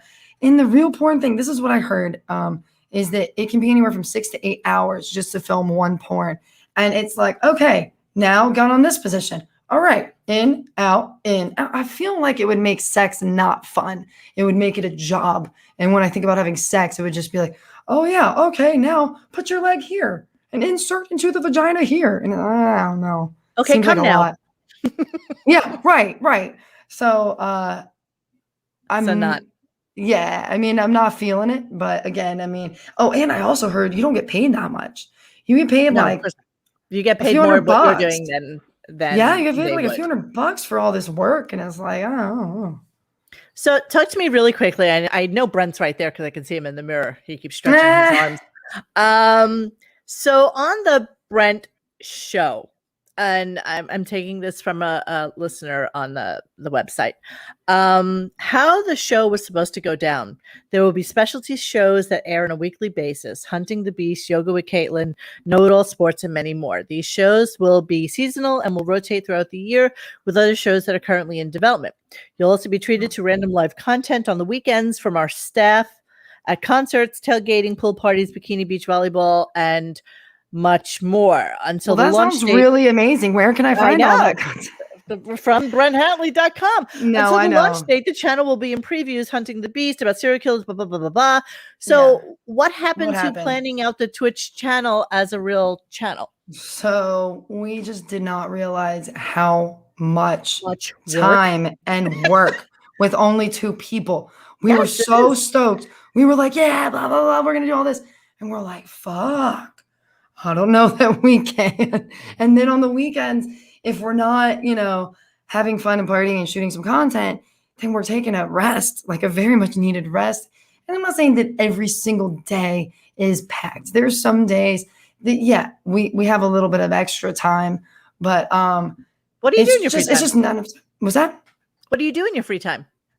Well, when I say I have like extra free time, I do try to like answer emails. Like free time when we're not working specifically on like content for the show, I try to answer emails. Brent had a meeting with Bubba yesterday. Like we'll have meetings. And then if there's a day where we just have time to do something, we might go out to eat for lunch and and maybe take a couple hours or an hour and a half or something like that. But it's just so much work to do all this. He was kind of doing like a Hunting the Beast type show before we started this Twitch thing, when we were still in Jersey City, and it'd be like 30 minutes to an hour. I was working a regular job at that point, and I was spending hours getting pictures, getting backgrounds, citing stuff. Like, it's insane how much time and effort this takes. And if we could get somebody, it's just hard to find somebody that you trust. But if we could get somebody to help us out, we could actually do that. And I think we'd need a couple somebodies. And I know all that content sounds amazing, and I want to do it. And it hasn't been easy to get to. All right. So talk to me about what you'd like to promote, what's going on in your lives, what's going to be happening going forward. Give me what you got. So we just put out a press release about my OnlyFans, and this summer I'm going to be doing a lot more content. I saw that. That was actually pretty fantastic. Yeah, so we're going to be doing a lot more content this summer, and trying to get that going more. Like I said, I do want to reach out to more people who are just looking for porn, not specifically that Katelyn Hatley is doing porn. I really want to concentrate on my business a little bit more. And, I mean, Brent's as well. I guess it's all of our business, but I'd like to focus down more on it. Like I said, I don't want to take for granted that I have subscribers because of Stern and Bubba. Right. Like, I want to make sure I'm putting forth real effort. And, with the Twitch show, I do still want to do some video, like recording stuff on the weekends. Like if we're walking around St. Pete, or if we're, going to the beach. I mean, most something. of these content providers are 24/7. I mean, they're just constantly on air. And so this person that just has trading prowess, is porn easier to produce than radio? It depends on how. So I don't have any videos yet that are over like 3 minutes, I don't think, on OnlyFans, but that's what I'm actually going to do this summer. So it depends on how much you jump into OnlyFans, because I met a couple, they do extremely well. She's really big on OnlyFans. Her husband just do marketing. Now he does all her marketing. He edits her videos. He does a lot with that. So it depends on how intense you get into it. But like with Twitch, it's a little more difficult to produce. Because you can't do what you guys would want to do on Twitch. You just can't. I mean, that's just the reality of it. Your brand of show is not really a Twitch friendly thing. Like there has to be a different outlet for that to happen in order for it to be financially successful for you guys, because I feel like this isn't like a really good working model for you. I don't think so either. Call me crazy, but no, you're not crazy. I just think that there's other things that you can do that will you know what? And honestly, let's be honest, Brent, I know you're right there, but let's be honest. It's really going to be about you, and it's going to be about your sexuality and your ability, chatterbait, as somebody just said. It's going to be about your ability to do what you do and make it a successful entity of your lives. I mean, at least for the next couple of years, I guess. Yeah. No, I agree. So like, we've taken out a lot of the sex stuff, and we do the sex stuff on Patreon now, the sex talk mostly. We try to make Twitch more of like Brent's kind of almost political opinions. Not really political. He does more issue-based stuff, and like his opinions on stuff. And, a lot of our people who subscribe and the people in chat, they like it when we respond in chat and we have discussions with them on the air. And a lot of them have been with us long enough that we actually do get into some pretty good discussions. People don't always agree with me. We have a chatter, phoner 358.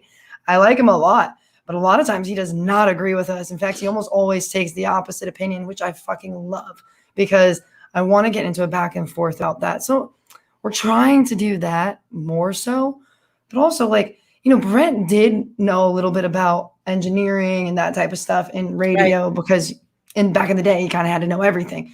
But It's kind of tough with Twitch or with producing radio, because I haven't done that before. And there's a lot of technical things, and we end up getting technical issues because we're not computer geniuses and we don't know a lot of the stuff going on. So I'm used to Bubba's show where the time, the beat, the pace is like, and so when there's like a hiccup, or if Brent takes a second, I swear to God, I get like my chest is like, oh my God.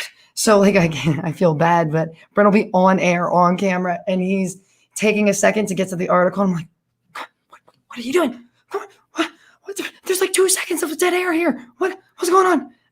And he's like, chill the fuck out. Chill the fuck out. So Exactly. I get way more stressed about because I can hear it. I get more stressed. I get stressed about dead air. I feel like you get more stressed about Twitch than you do about yourself and about your OnlyFans and about what you do with yourself. Way more.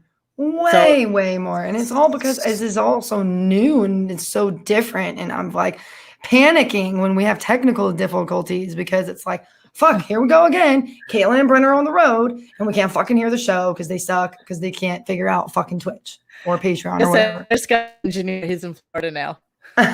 He really should. I'm not even thinking that's a bad idea. I'm really not. Yeah, I mean, you know what? Maybe, but I'm not entirely sure the last few years what his role was, and I don't think he knows. I don't think he knows anything about Twitch. I think he just knows radio equipment. You know what it is? A 14-year-old knows more about Twitch these days. I mean, absolutely. Totally. It's like us. It's like us knowing more about our smartphones than our parents. It's a kid's game. Yeah, it's a kid's game. And my friend, on the other hand, are a curious bird, and I'm really happy that we were able to do this. I'm hoping that you think that this was a good open conversation with you. I have to tell you, I think that a lot of people had a lot of really, really weird questions for you. I'm definitely going to get to the hair thing, because I've had more than 7 people say to me, Katelyn has to do something with her ends, and she really has to moisturize a little bit better and make her long curly hair just a little bit more luxurious, and to not do the highlights like that. Like they want you to kind of revise that. I'm going to give you an honest answer was why I do the highlights. I'm going gray, man. So in the front, well, but it's only in the front. Said they like the MILF in the OnlyFans. So well, my hair is very dark underneath here. I think this is my real hair color underneath. It's very it's very dark. That thick Italian hair. It makes sense now. I only really get them in the front here. Yeah. So with the blonde, and it looks, honestly, in person and without this thing on my head, it does look better than on here. But I don't straighten it anymore because I don't like how it looks straight. But with the blonde, but I think your hair looks would really be straight, actually. Literally just gray right here. And if I were to, I'd have to dye it like every other week because it's the baby hairs. It's not back here. It's these little tiny baby hairs. I think it's the highlights. That is my exact reason. I'm not gonna lie. I think it's the highlights, and I think it makes you. And don't take this the wrong way, because I'm not trying to be a dick right now. All good. But it makes you look very Florida. Like it's very, like you could be a waitress at, at like a Hard beach Rock bar Cafe or something. Yeah, totally. But I think that you could actually upgrade that a snurch and be like fucking amazing. It's the highlights. You know what? I am going to meet you in person one day because I do live half of my life in Florida, and we're we'll chat about it in person one day, and for sure. We'll I go back and forth. So when I was in New York, the reason that other than this in the front, the reason I started to do blonde was I got so white. Like I didn't realize how white I was until I moved out of Florida. Yeah. And I like the dark hair made me so pale. And it was like every flaw on my face, just in my opinion, when I looked in the mirror, seemed to really pop out at me. Now, in fairness, I chose to go get black #1 box hair dye and do it myself. So I don't know if I can really blame the color or blame me, but But that was my reasoning. And then, like I said, because of the little hairs coming in front, my natural color, it would just be like a crown. And it just, I don't know that I want to keep touching it up all the time. But I've I talked to don't my personally hairdresser about care, going but I am darker. telling you that this is something for some bizarre reason that people had a little That's bit of funny. an obsession about for Well, I you. think they And I don't know also, so why. they dug up not dug up, it's on my, I think it's on my Instagram or something. But there's a picture of me on Reddit from back when I was working in an office in commercial real estate. I think I was like 21 at the time. Oh, And wow. my hair's dark. It might be like a shade darker than my natural hair color because I'm like pretty dark brown, but not black. Yeah. And I think that they really liked that because they were posting something like, "Oh, look, she looks so sweet and everything back then, and look what Brent A did to nice her." look. But and it was straight. But to be in Florida, when we moved back to Florida, I was like, No, there's no, just no, no no, no. way You I can't can be straighten straightening my your hair hair all all the the time. fucking time. Absolutely Yeah. not. I just needed to throw that out for Gat Girl Yeah. because she's like, make Sure. sure you ask her about the fucking hair because Sure. it's Well, I'm really glad. driving me crazy. So it's just a silly, silly thing I wanted to get out there to you. Sure. And Absolutely. and yeah, that's it. That's all I got for you, sweetheart. So I really enjoyed talking to you. Like, if you ever want to do this again, let me know. I was a little nervous, but Brent's like, no, she's cool. You'll be fine. I was like, okay. But I really enjoyed talking to you, and I'm glad that we were able to have such like a great conversation back and forth. totally. And I'm really appreciative um that you felt comfortable to do this with me because I didn't want to be a dick to you, but I also didn't want to lose sight of how I feel things kind of run with your show and how you approach people on a daily basis. And I just kind of feel from my own experience and from my own opinion that you could be a much better person online I completely agree.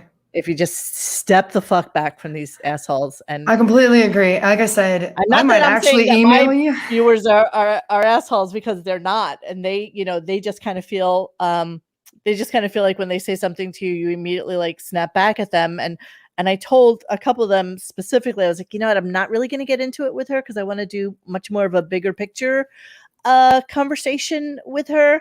But it's just kind of I just kind of feel like everybody's a good person out there, but there's a lot of trolls. And so you just got to weed out the people that really are trying to hate on you and the people that are really just kind of trying to come across as engaging with you, and just let it roll right the fuck off your shoulder. Cause Well, it's I easier don't think when they you mean anything. Well, it's easier when you hear their voice, right? Because typing, I know this, but it's still different. Like I said, all this is so new to me, but seeing something in print comes off so much more harsh than when you hear how they're actually saying it.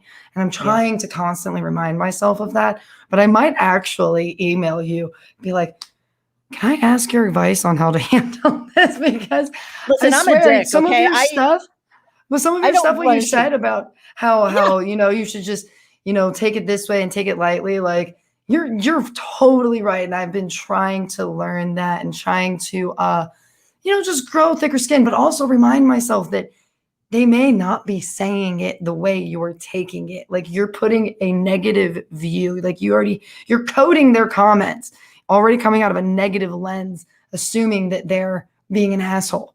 I'm not reading this going, oh, wait, maybe they're being nice. I'm literally reading it going, well, they must hate me, or at least I was, and You're I'm immediately taking trying it not to now. I'm because you're immediately trying. taking it to the negative. That's why. Yes, You're immediately right. taking it to the Yeah. negative. And the last thing I'm going to say is Okay. none of them are your friends. Absolutely No, none of them. I know.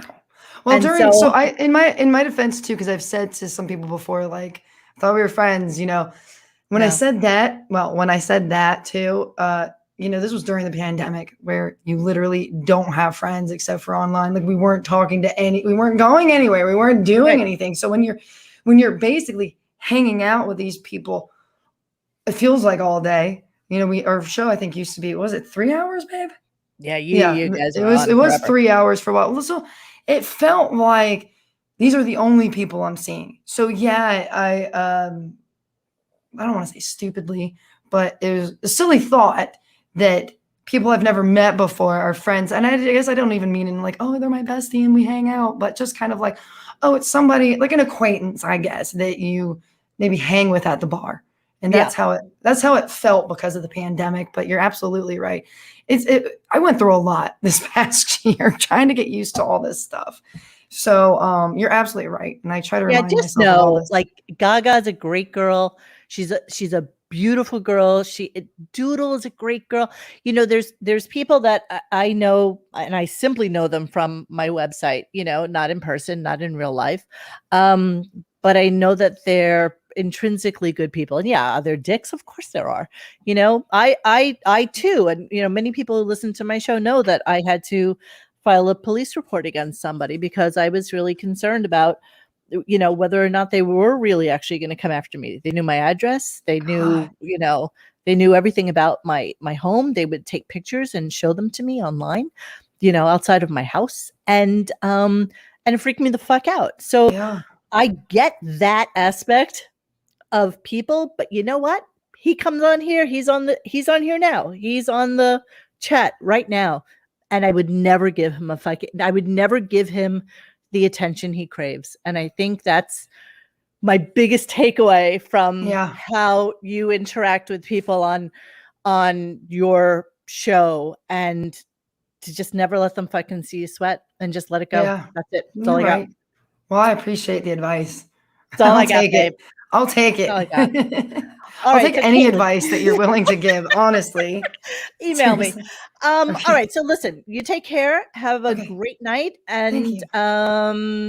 And yeah, Caitlin has a website called KateLynHatley.com. And from there you can link to all of the stuff that she's on, her Twitter, her Twitch, her OnlyFans, her Instagram, etc. Correct? Yes, correct. Thank you. Awesome. All right. So thank you so much for coming on. I'm gonna chat with my little crew here for a few minutes, Okay. and thanks for coming on with me. No problem. Have a All right. Have great a great night. night. All Thank right. you. Bye. Bye. Bye. All right. There you go, guys. So yeah. Oh, I'm so antsy. All right. Well, tell me what your thoughts are, peoples. What do you think? I'm tired of looking at myself. I'm gonna shut myself off. All right, what do you think? I'd rate this interview a 7. Is that actual Brent or is that not Brent? I'm not even sure who's on here.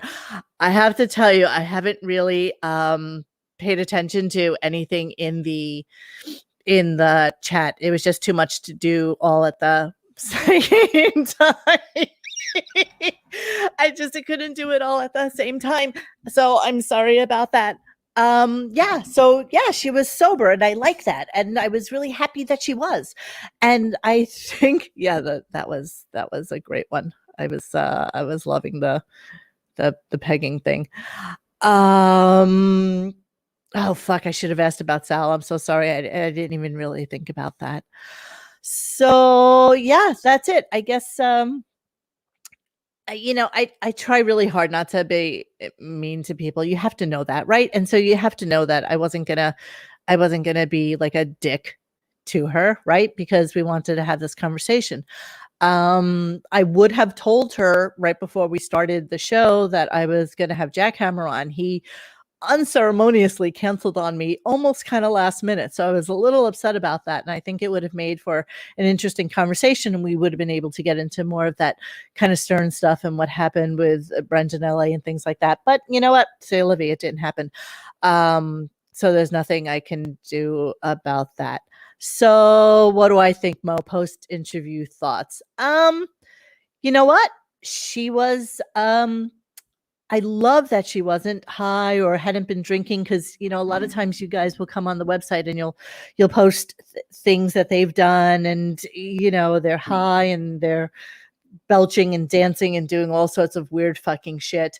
And I'm really, really happy I didn't get that person because it probably would have made me different towards her. I probably would have been a little bit more aggressive in terms of how I handled it. But I love that she was just, super normal and yeah, like that. And so it's not worth it to me to be mean to people like that. And but had she been like fucked up, I probably would have been different in my interviewing of her. I have no idea what's going on between Brent and Sketchy Press. I would love to get to the bottom of that. Somebody had mentioned earlier that I could moderate a debate between him and Sketchy, but you know, I don't know. I don't know. I don't know about that. Oh, hey, Bon Jovial. So let's thank Bon Jovial for that opening from today. And maybe I'll play it again. Okay, so Zelios, you're calling yourself a cyber terrorist? I don't know enough of that story. I know you guys kind of pummeled me with information today.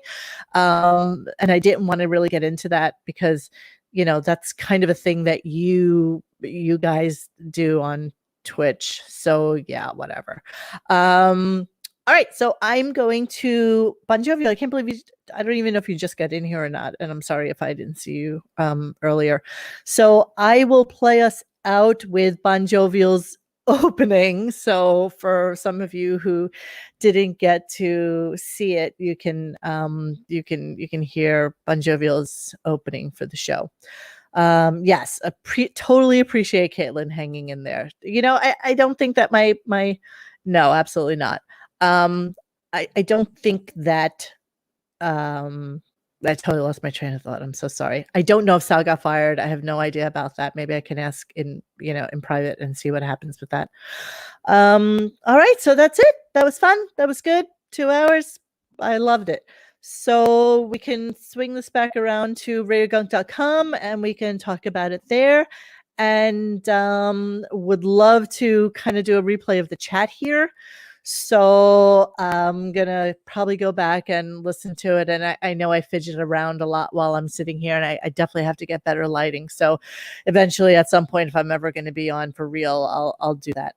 So let me play you out with the outro, and guys, have a great night. Yeah. Next interview is with Reacher. Here's what he says. Woof. So he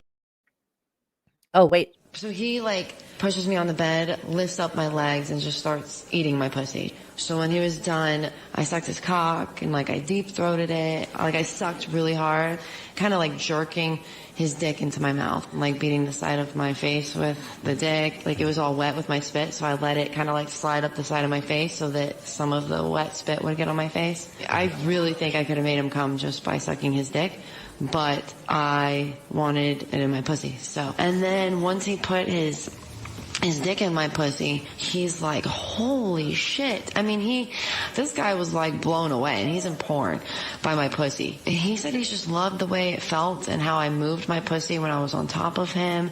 And I do this like maneuver where there's a spot on my pussy where if I move it a certain way, the head of the penis, while it's still in my pussy, it just kind of like has this like feeling like it's popping in and out. And you can just like feel whatever bone or groove on my pussy that's just like playing with the head, just slamming into my pussy like really fast. It's not how I would orgasm, but it felt so good, making me come. You can feel his dick kind of like moving and pulsating.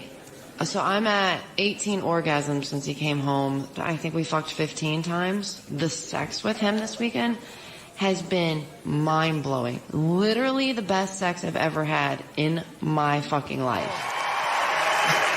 That was amazing. This was all-encompassing of emotion, inspiration. You checked every box. I'm gobsmacked. I'm speechless. I loved it. This was like mesmerizing, and I think you deserve to be here more than anyone. All I can tell you is that anyone who says they don't believe in magic, hello? I mean, come on. Everything about this was perfection, and my mind is slightly blown right now. I'm going to just start it because I loved it. Yes. It was super special.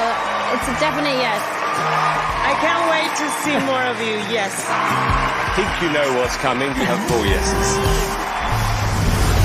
Coming up. I thought it was a ridiculously good